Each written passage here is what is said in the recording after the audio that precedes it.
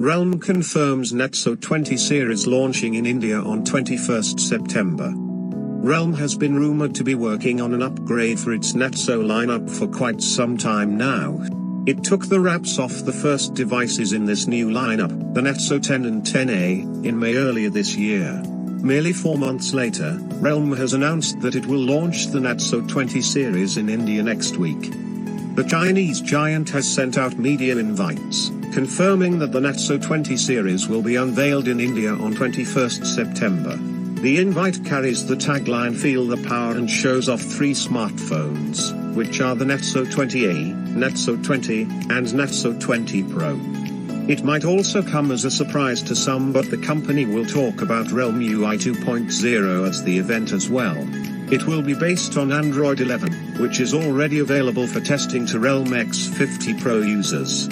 We're currently unsure whether the upcoming Narzo lineup will run the new UI out of the box or not.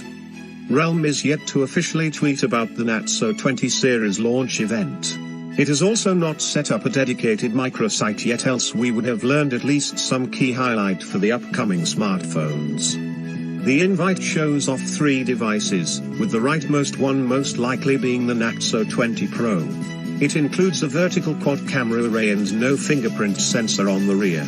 This means it will either include an AMOLED display like the Realme 7 Pro or a side-mounted fingerprint sensor like the Realme 7. The rear camera array does look really similar to the standard Realme 7. The other phones will be the Narzo 20A and Narzo 20, but it's currently unknown which is which, as Realme offers no hints for the same. The square camera module is common in its sub-RS10,000C series though. It could turn out to be the Narzo 20A, while the device with the triple camera cutout will be the Narzo 20.